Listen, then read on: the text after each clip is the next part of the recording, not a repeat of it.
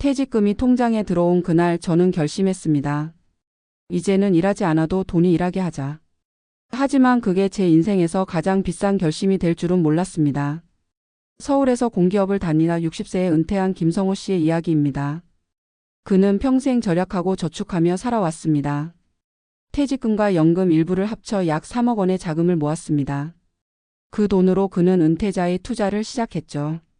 문제는 그가 투자한 대상이 아니라 그가 믿었던 타이밍이었습니다. 은퇴 후의 불안, 그리고 이제는 돈이 나가지 않으면 안 된다는 압박감 속에서 그는 매일 주가 그래프를 들여다봤습니다. 오를 때는 더 오를 것 같아 못 팔고 내릴 때는 반등을 기다리다 더 큰 손실을 봤습니다. 결국 2년 만에 그는 절반 가까운 돈을 잃었습니다. 전문가들이 흔히 말하는 타이밍의 함정은 바로 이런 심리에서 비롯됩니다. 일할 때는 매달 급여가 들어오지만 은퇴 후엔 모든 수입이 내 돈에서 빠져나갑니다. 그래서 투자도 생존의 문제로 느껴지죠. 이때 사람들은 시장의 소음에 더 예민하게 반응하고 자신의 감정을 시장의 움직임과 동일시합니다.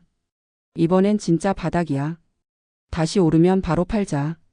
이런 말들이 은퇴자들의 투자방에서 가장 자주 오가는 대화입니다. 하지만 역설적으로 가장 많은 돈을 잃는 순간이 바로 이런 확신이 생겼을 때입니다. 김성호 씨는 그때를 이렇게 회상했습니다. 퇴직 전엔 늘 바빠서 투자할 시간이 없었어요.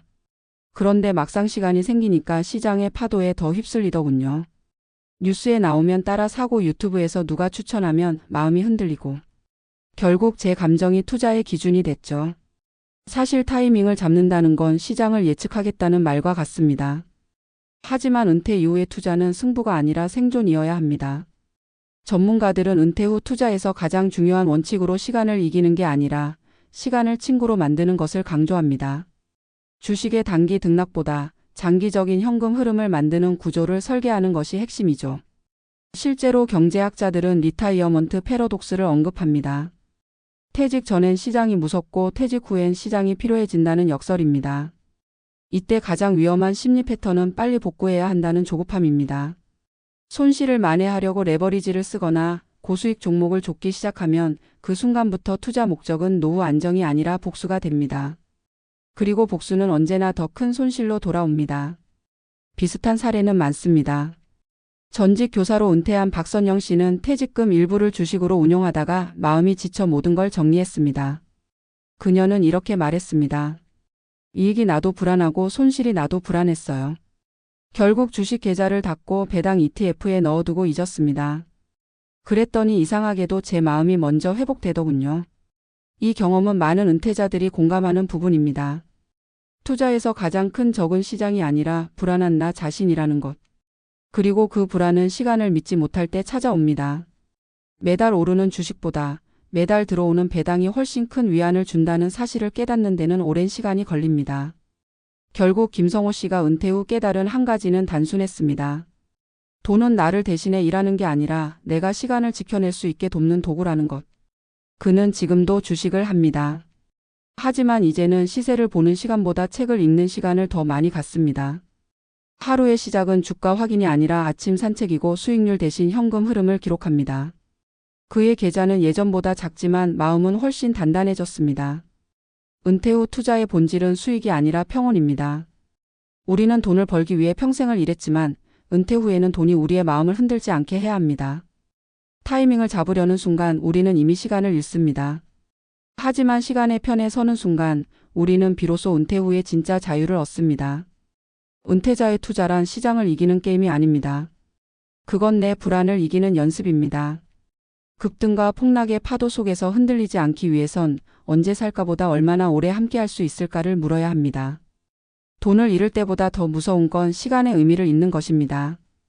은퇴 후의 투자는 결국 시간을 되찾는 과정입니다. 은퇴자들이 가장 많이 후회하는 일 중 하나는 퇴직 직후의 투자 결정이다. 직장을 다닐 때는 늘 시간이 없었고 시장에 깊이 관여할 여유도 없었다. 그러나 막상 은퇴하고 나면 상황이 완전히 달라진다. 하루 종일 시간이 생기고 통장에 찍힌 퇴직금은 갑자기 움직이지 않는 돈처럼 느껴진다. 이를 통해 안정적으로 들어오던 월급은 끊기고 대신 매달 생활비가 빠져나간다. 이런 상황에서 대부분의 은퇴자들은 본능적으로 이 돈을 불려야 한다는 생각에 사로잡힌다. 그리고 바로 그 순간부터 위험이 시작된다. 퇴직 후 가장 흔한 착각은 이제는 시간이 많으니 시장의 흐름을 잘 읽을 수 있을 것이라는 자신감이다. 하지만 역설적으로 시간이 많을수록 시장의 흔들림에 더 민감해진다. 직장에 다닐 때는 일 때문에 시세를 자주 확인하지 못했지만 은퇴 후에는 하루 종일 주가 그래프를 들여다보게 된다. 처음엔 단순한 관심이었다. 그런데 어느새 감정이 개입되기 시작한다. 오르면 기분이 좋아지고 내리면 하루가 우울해진다. 한때는 내 돈이 일하고 있다는 생각이었지만 곧 내 마음이 흔들리고 있다는 걸 깨닫는다. 실제 사례를 보자. 59세에 퇴직한 전직 공무원 이모 씨는 퇴직금 2억 원 중 절반을 국내 우량주에 투자했다.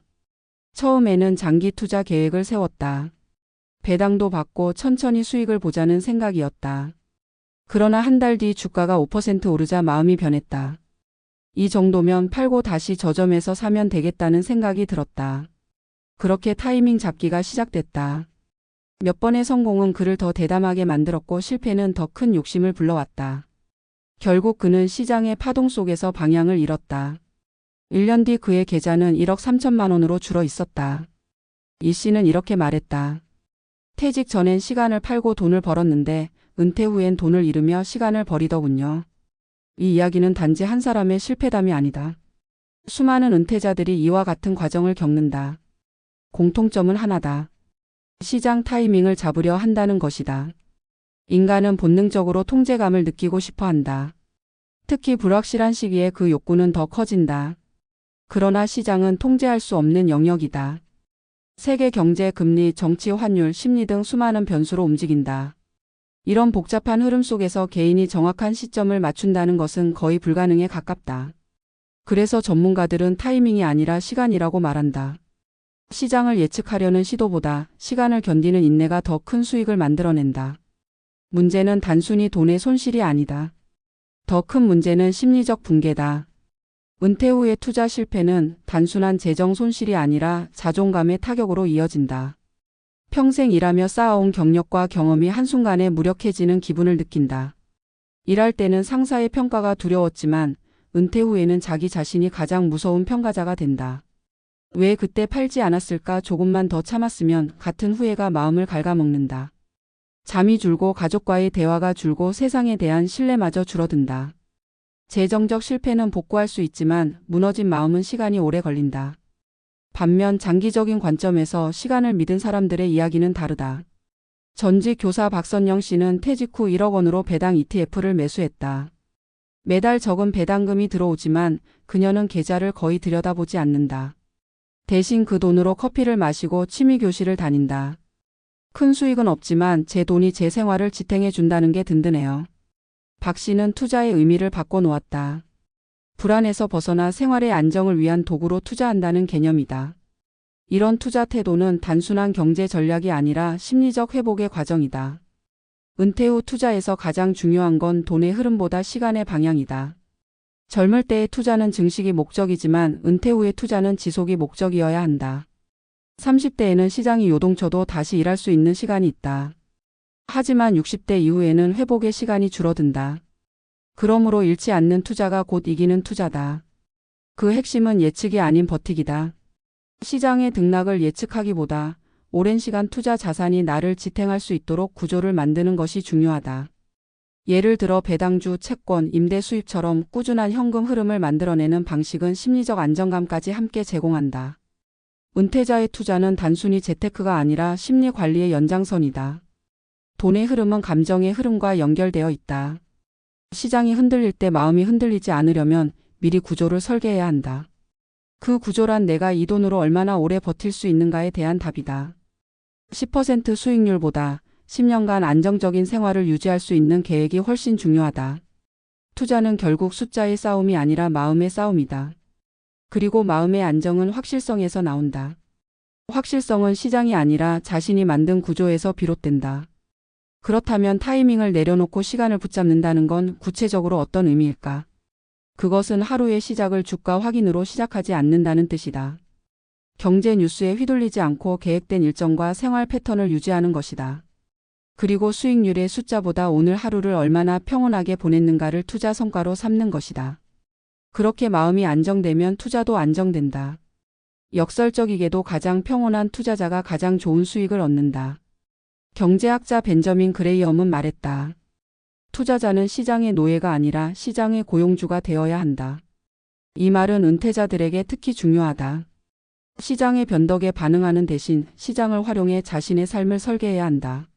주식은 나를 불안하게 만드는 존재가 아니라 내 시간의 일부를 대신 살아주는 도구일 뿐이다. 은퇴 후의 삶에서 돈은 여전히 중요하다. 그러나 그것이 전부가 되어선 안 된다. 시장의 등락은 통제할 수 없지만 자신의 태도는 통제할 수 있다. 오늘의 손실보다 더 무서운 건 내일의 불안이다.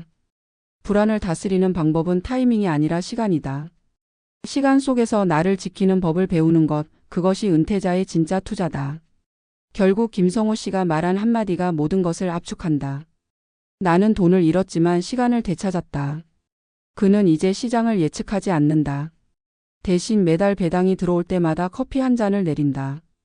그 작은 평온 속에서 그는 비로소 깨달았다. 은퇴자의 투자는 돈을 벌기 위한 싸움이 아니라 마음을 잃지 않기 위한 연습이라는 것을. 오늘도 많은 은퇴자들이 차트를 보며 한숨을 쉰다. 하지만 진짜 타이밍은 주식의 매수 매도 시점이 아니라 자신이 불안에서 벗어나기로 결심한 순간이다. 그때부터 비로소 투자는 삶을 지키는 기술이 된다. 교훈은 명확하다. 돈은 잃어도 다시 벌 수 있다. 그러나 시간을 잃으면 다시는 되찾을 수 없다. 은퇴 후의 투자는 시간을 지키는 싸움이며 그 싸움에서 이기는 사람은 결국 조급함을 내려놓은 사람이다.